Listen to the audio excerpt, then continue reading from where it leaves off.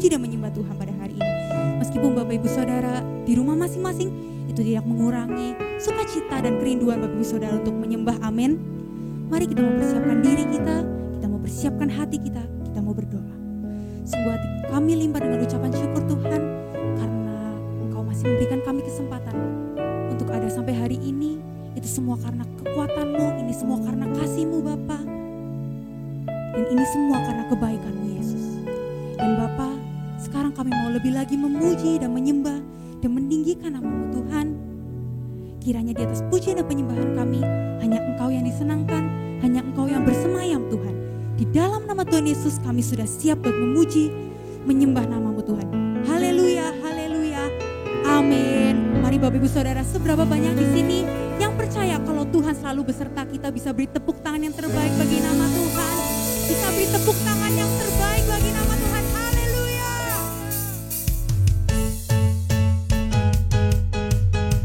Mari Bapak Ibu Saudara, kita mau dengan sukacita memuji, menari bagi nama Tuhan. Amin.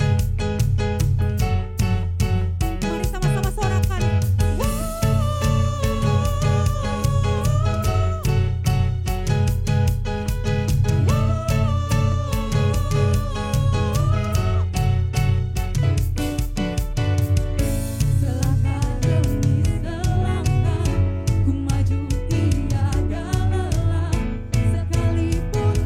Berjalan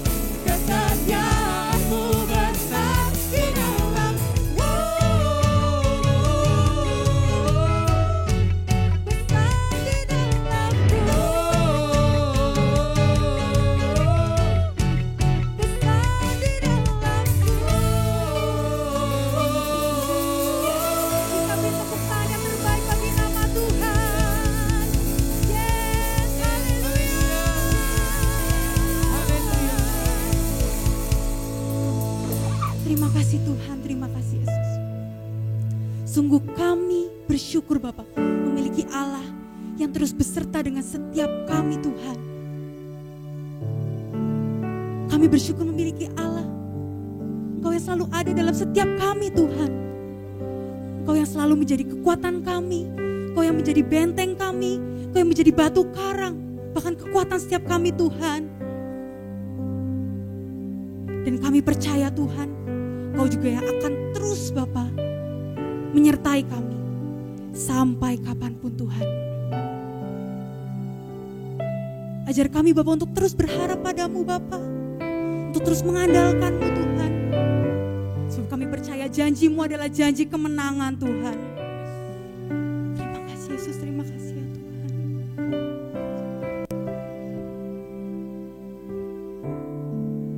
Ku tidak takut, sebab Kau besertaku.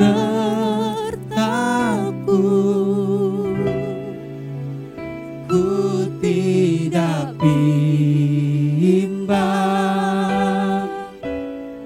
sebab Engkau Allahku. Engkau meneguhkanku, bahkan menolongku.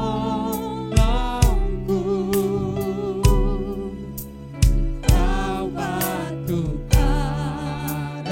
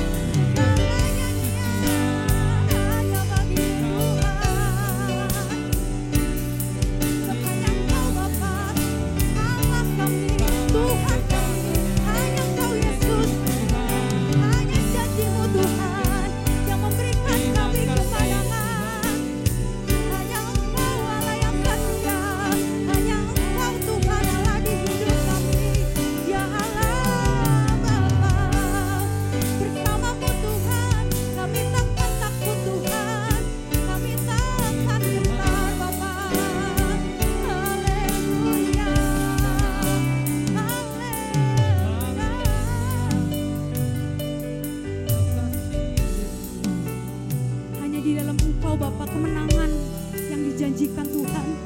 Hanya di dalam nama-Mu Bapa. Besar kasih setiamu Yesus. Mari Bapak Ibu Saudara, saya dimanapun Bapak Ibu Saudara berada, kita mau angkat tangan. Kita mau lebih lagi menyembah Tuhan.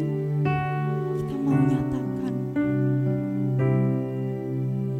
Yesus Engkau Juru Selamatku, dalam janji-Mu, yes, nyatakan kemenanganku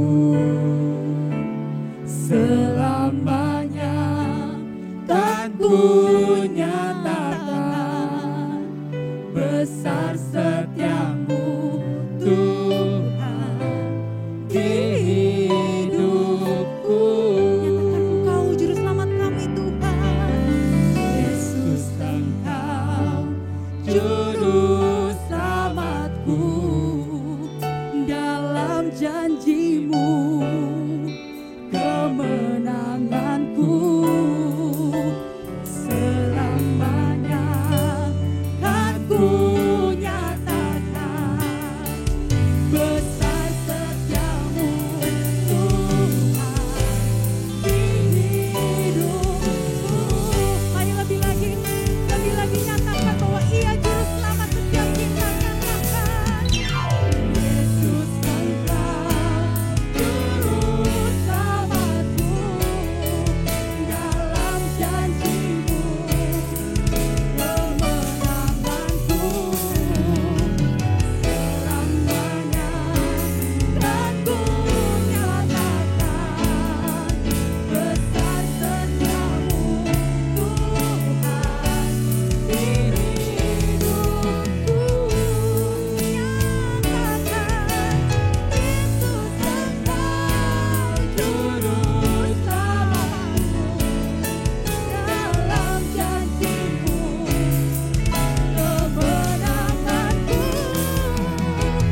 selamanya, kan ku nyatakan besar setiamu Tuhan di hidupku.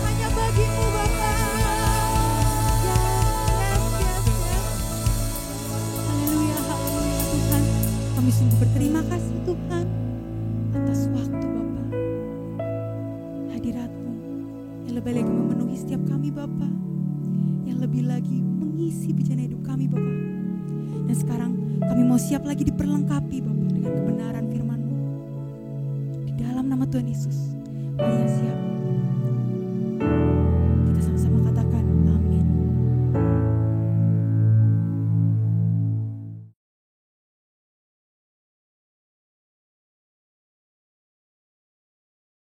Shalom semuanya. Tuhan Yesus mengingatkan kita mengenai persyaratan untuk masuk ke dalam kerajaan sorga. Seperti yang dituliskan dalam Matius 7 ayat 21 sampai dengan 23. Tuhan Yesus berkata, bukan setiap orang yang berseru kepadaku, Tuhan, Tuhan, akan masuk ke dalam kerajaan sorga. Melainkan dia yang melakukan kehendak Bapa-Ku yang di sorga. Pada hari terakhir, banyak orang akan berseru kepadaku, Tuhan, Tuhan, bukankah aku bernubuat demi nama-Mu, dan mengusir setan demi nama-Mu, dan mengadakan banyak mujizat demi nama-Mu juga? Pada waktu itulah aku akan berterus terang kepada mereka dan berkata, aku tidak pernah mengenal engkau, enyahlah daripadaku, kamu sekalian pembuat kejahatan. Di sini Tuhan Yesus dengan tegas mengajarkan bahwa melakukan kehendak Bapa yang di sorga merupakan suatu syarat untuk masuk ke dalam kerajaan sorga. Perlu diingat, hal ini tidak berarti bahwa kita dapat memperoleh keselamatan dengan usaha sendiri atau dengan kekuatan sendiri. Sesuai dengan Efesus 2 ayat 8 sampai dengan 10 yang berkata, sebab karena kasih karunia kamu diselamatkan oleh iman. Itu bukan hasil usahamu, tetapi pemberian Allah. Karena kita ini buatan Allah. Kita mampu melakukan kehendak Tuhan dan menjalankan hidup benar oleh karena kasih karunia yang kita responi dengan iman. Tuhan senantiasa menyediakan kemampuan untuk menaati Dia. Karena itu, kita yang hidupnya intim dengan Tuhan, oleh karena kasih karunia, kita akan mampu melakukan kehendak Bapa di sorga. Katakan amin. Tuhan Yesus mengingatkan bahwa pada hari-hari terakhir akan ada banyak orang. Sekali lagi saya katakan, akan ada banyak orang di dalam gereja yang melayani dan percaya bahwa mereka adalah hamba-hamba Tuhan. Tetapi justru Tuhan Yesus tidak pernah mengenal mereka. Kita diingatkan agar jangan sampai hal ini terjadi kepada kita. Kita harus sungguh-sungguh taat kepada kebenaran firman Tuhan. Dan tidak menganggap keberhasilan dalam pelayanan sebagai standar untuk menilai hubungan mereka atau keuntiman dengan Tuhan. Ketika orang-orang itu berkata, Tuhan, bukankah kami bernubuat, mengusir setan, mengadakan banyak mujizat demi nama-Mu? Di situ Tuhan Yesus akan berkata, aku tidak pernah mengenal kamu. Enyahlah daripadaku, kamu sekalian pembuat kejahatan. Di sini Alkitab mengajarkan kepada kita bahwa khotbah yang berapi-api, bersemangat, membuat mujizat bisa berasal dari iblis. Rasul Paulus mengingatkan bahwa iblis pun menyamar sebagai malaikat terang. Jadi jangan heran kalau pelayan-pelayan iblis menyamar sebagai pelayan-pelayan Tuhan. Paulus menerangkan bahwa apa yang tampaknya seperti urapan yang penuh kuasa ternyata dapat merupakan pekerjaan iblis. Kadang-kadang kita bertanya, mengapa pengkhotbah yang tidak benar bisa memberikan dampak yang luar biasa kepada seseorang yang sungguh-sungguh mengejar kebenaran Tuhan? Memang kadang-kadang Tuhan izinkan hal-hal seperti itu terjadi. Tetapi pengertiannya adalah Tuhan tidak mendukung sang pengkhotbah yang tidak benar. Tetapi Dia tetap mendukung kebenaran Alkitab dan mereka yang menerima kebenaran itu dengan iman. Tuhan pernah berkata tentang Daud dalam Kisah Para Rasul 13 ayat 22. Aku telah mendapatkan Daud bin Isai, seorang yang berkenan di hatiku dan yang melakukan segala kehendakku. Jadi Tuhan berkenan kepada Daud karena Daud melakukan kehendaknya. Kehendak Tuhan yang mana? Kisah Para Rasul 13 ayat 36 berkata, sebab Daud melakukan kehendak Allah pada zamannya. Jadi di sini dijelaskan, Daud tidak melakukan kehendak Allah pada zaman orang lain, tetapi pada zamannya, apa yang Allah kehendaki pada waktu itu. Saya pribadi merindukan untuk mendengarkan Tuhan berkata kepada saya, aku telah menemukan Niko Binyotoro Harjo, orang yang berkenan di hatiku dan melakukan kehendak Tuhan pada zaman ini. Apakah saudara juga merindukan hal yang seperti itu? Ku mau hidup seturut kehendak Tuhan. Ku mau memberi semua yang ku dapat berikan. Ku mau cinta Dia lebih dari semua. Ku tak dapat membalas kasih-Nya.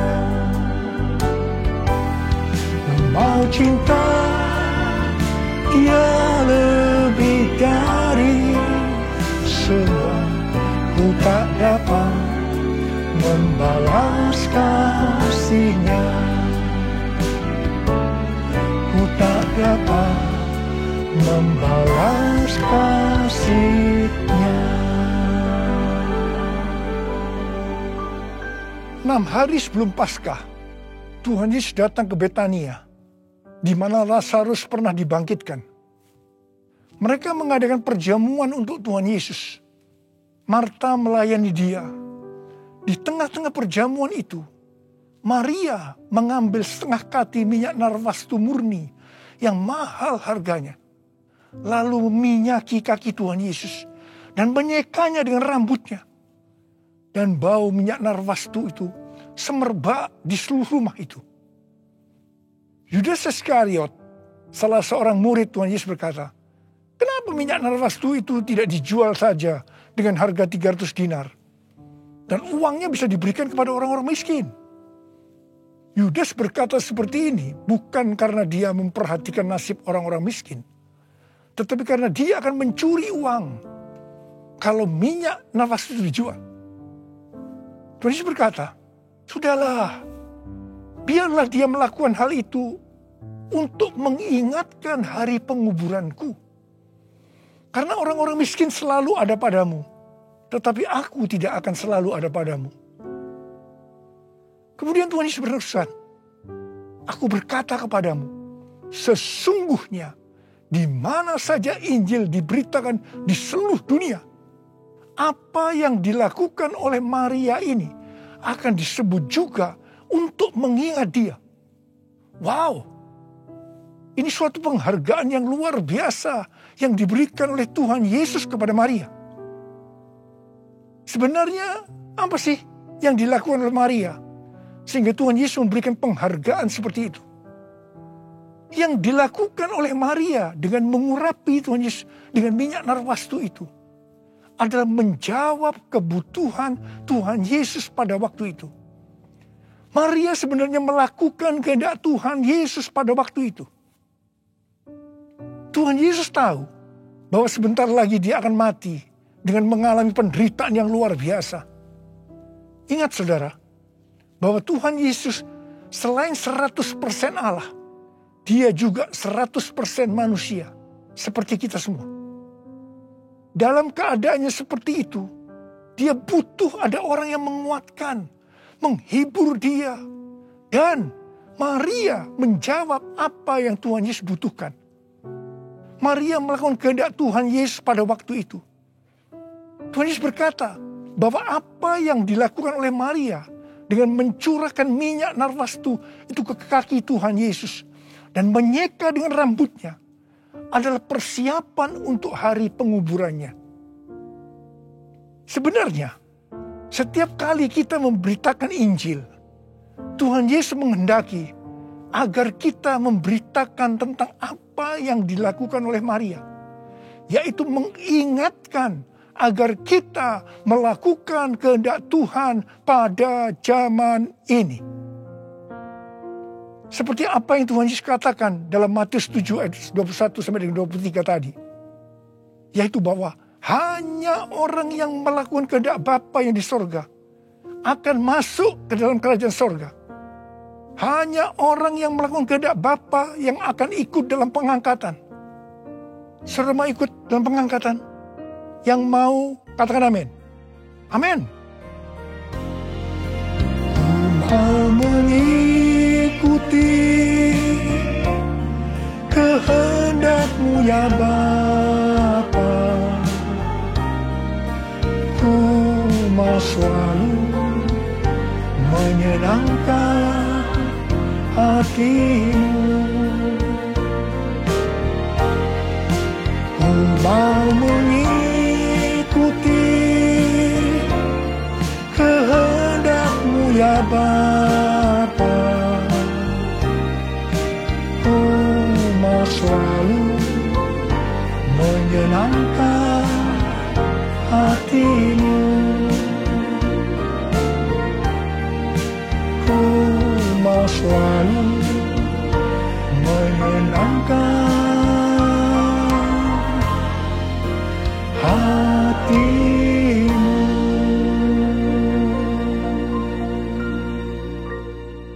pertanyaannya, apa yang menjadi kehendak Bapa di sorga pada zaman ini? Pada awal tahun 2009, Tuhan berbicara kepada saya dengan sangat serius dari Wahyu 3 ayat 11 bagian A. Aku datang segera. Saya gemetar dan bertanya, Tuhan, apa yang akan Tuhan lakukan? Dan apa yang harus saya kerjakan? Sekitar 6 bulan kemudian, Tuhan baru menjawab pertanyaan saya dengan berkata, Aku akan mencurahkan rohku. Aku akan mencurahkan rohku, kata Tuhan. Pada saat aku mencurahkan rohku, maka akan terjadi seperti Yoel 2, ayat 28 sampai 32. Pada waktu Roh Kudus dicurahkan, akan ada 3 tanda yang akan terjadi. Tanda pertama, anak-anak, pemuda, dan orang tua akan dipakai Tuhan secara luar biasa. Tanda yang kedua, mujizat-mujizat akan terjadi secara luar biasa. Dan tanda yang ketiga, goncangan-goncangan juga akan terjadi secara luar biasa. Melalui 3 tanda ini, Yoel 2 ayat 32 akan terjadi. Yaitu akan banyak orang yang berseru kepada nama Tuhan. Dan mereka yang berseru kepada nama Tuhan akan diselamatkan. Jadi akan terjadi penuaian jiwa besar-besaran. Katakan amin. Sejak tahun 2009 itu, hampir di setiap khotbah saya pasti mengingatkan tentang goncangan yang akan terjadi. Lebih dari 10 tahun saya mengingatkan tentang akan terjadinya goncangan-goncangan ini. Jadi salah satu tanda pencurahan Roh Kudus yang akan terjadi adalah goncangan yang dahsyat. Tahun 2013 Tuhan memberikan nama pencurahan Roh Kudus ini sebagai Pentakosta yang ketiga. Dan goncangan yang dahsyat yang Tuhan maksudkan ternyata adalah pandemi COVID-19 yang saat ini sedang melanda di seluruh dunia. Jadi pandemi COVID-19 ini adalah salah satu tanda bahwa Pentakosta yang ketiga sedang dicurahkan. Pentakosta ketiga akan membangkitkan penuaian jiwa yang terbesar dan yang terakhir sebelum Tuhan Yesus datang kembali. Pentakosta ketiga akan membangkitkan generasi Yeremia, yaitu anak-anak muda yang dipenuhi Roh Kudus, cinta mati-matian kepada Tuhan Yesus, tidak kompromi terhadap dosa, dan akan bergerak untuk memenangkan jiwa. Gerakan yang akan terjadi akan dimotori oleh generasi Yeremia ini. Pentakosta ketiga akan memberikan kuasa untuk menyelesaikan amanat agung. Dan setelah itu Tuhan Yesus datang kembali. Hari-hari ini Tuhan menghendaki agar yang pertama, kita berseru dalam doa supaya Pentakosta yang ketiga ini digenapi. Yang kedua, kita diminta untuk berdoa dengan bertalu-talu supaya pandemi ini segera berakhir. Kita boleh berdoa supaya terjadi seperti pandemi tahun 1918 yang disebutkan sebagai flu Spanyol, di mana pada puncak gelombang kedua, di mana virus sedang menyerang dengan dahsyatnya, tiba-tiba berhenti karena virusnya hilang entah kemana. Kita juga harus berdoa untuk pemerintah Indonesia dan pemerintahan semua negara supaya diberikan hikmat untuk mengatasi pandemi ini. Dengarlah doaku, ya Tuhan, doaku, biar semua suku bangsa datang menyembahmu. Yesus, Yesus, mulia namamu. Yesus, Yesus, mulia namamu.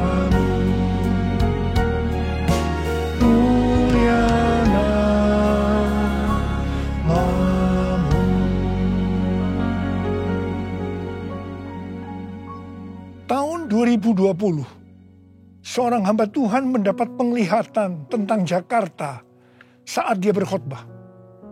Dia berkata bahwa dia dibawa ke suatu tempat yang namanya Jakarta. Dan dia tidak tahu bahwa ada tempat yang namanya Jakarta. Di sana dia melihat ada angin Tuhan yang sedang bertiup di Jakarta dan sekitarnya. Ada goncangan besar terjadi. Dia mengajak untuk berdoa bagi Jakarta dan Indonesia.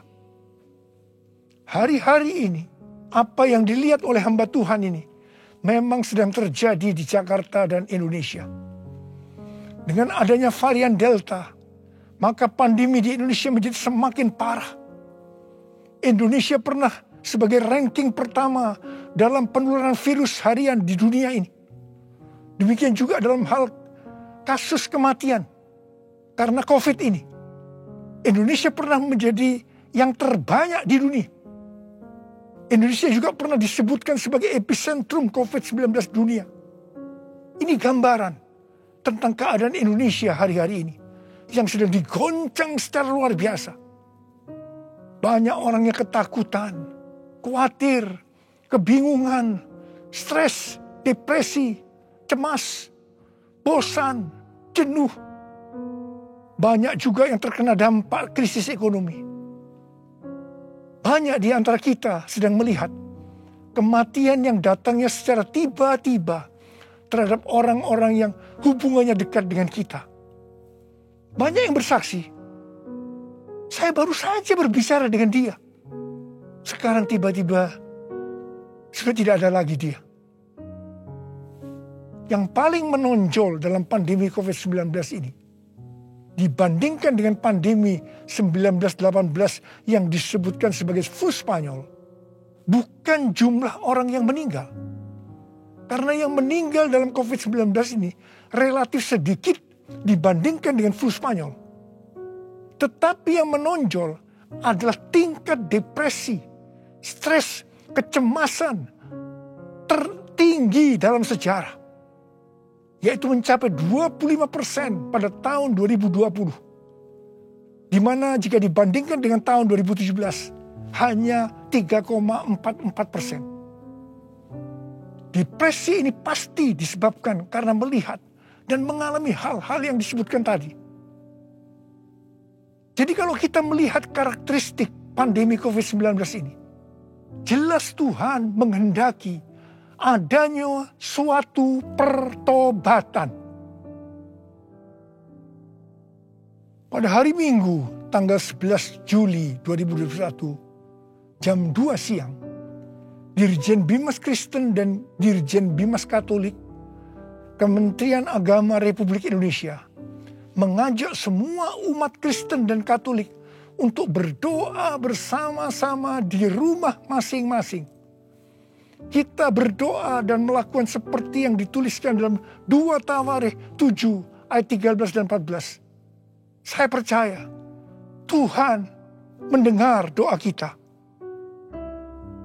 Melalui segala peristiwa yang terjadi karena pandemi COVID-19 ini, Tuhan juga mengingatkan kita sebagai manusia. Tuhan memperlihatkan kepada kita betapa rapuhnya manusia itu.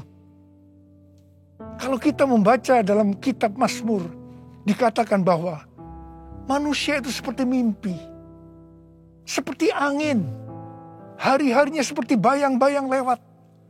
Jadi artinya tiba-tiba tidak ada lagi.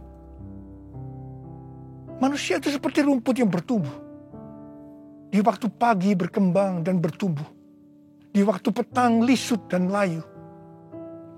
Manusia itu seperti bunga di padang. Demikianlah ia berbunga. Apabila angin melintasinya, maka tidak ada lagi ia. Dan tempatnya tidak mengenalnya lagi. Saya percaya melalui pandemi ini kita diingatkan kembali bahwa kematian bisa datang dengan tiba-tiba, kapan saja. Pertanyaannya, apakah kita sudah tahu dengan pasti kemana kita akan pergi setelah ini? Hanya ada 2 tempat tujuan. sorga atau neraka. Hari-hari ini Tuhan mengingatkan kita, bukan hanya orang yang berseru, Tuhan, Tuhan akan masuk ke dalam kerajaan sorga, melainkan dia yang melakukan kehendak Bapakku yang di sorga.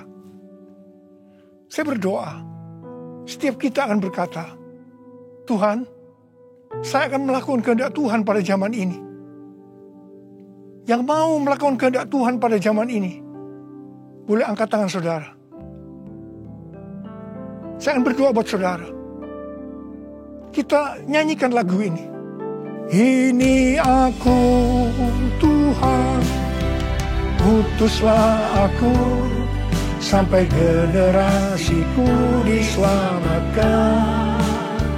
Ini aku Tuhan, utuslah aku, sampai generasiku diselamatkan. Ini aku Tuhan, ini aku Tuhan, utuslah aku, sampai generasiku diselamatkan. Ini aku Tuhan, utuslah aku, sampai generasiku diselamatkan. Sampai generasiku diselamatkan. Sampai generasiku diselamatkan. Mari kita berbahasa roh.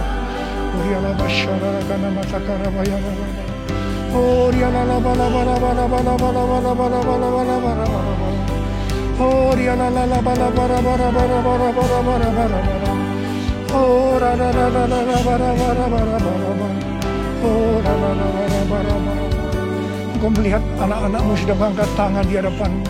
Mereka berjanji, mereka akan melakukan kehendak Tuhan pada zaman ini. Berkati mereka, berikan mereka kekuatan ya Tuhan. Berikan mereka kekuatan. Hamba berdoa mereka yang sekarang terpapar dengan COVID-19. Sembuh dalam nama Yesus, sembuh dalam nama Yesus, sembuh dalam nama Yesus. Mungkin ada di antara mereka yang kena dampak dari krisis ekonomi. Hamba percaya Tuhan, Engkau akan memberikan mereka kecukupan, malah berkelimpahan dalam hal yang baik. Terima, terima, terima, terima. Tuhan kasihani anak-anakmu. Kasihani anak-anakmu ini Tuhan, kasihani. Kasihani Indonesia Tuhan. Hamba berdoa bagi pemerintah Indonesia ya Tuhan. Kasihani, berikan hikmat pada mereka untuk mengatasi pandemi COVID-19 ini ya Tuhan. Terima kasih. Kasihani Indonesia, kasihani Indonesia. Kasihani anak-anakmu semua. Tuhan terima kasih. Terima kasih, terima kasih, terima kasih. Dalam nama Yesus, dalam nama Yesus, dalam nama Yesus. Amin. Mari, angkat tangan saudara, terima berkat Tuhan. Kasih karunia yang berlimpah-limpah daripada Allah Bapa dalam anak yang tunggal Yesus Kristus. Persekutuan yang manis dengan Roh Kudus menyertai saudara sekalian mulai hari ini sampai terus datang menjemput kita di awan-awan dan bahkan sampai selama-lamanya. Yang percaya bersama-sama katakan amin.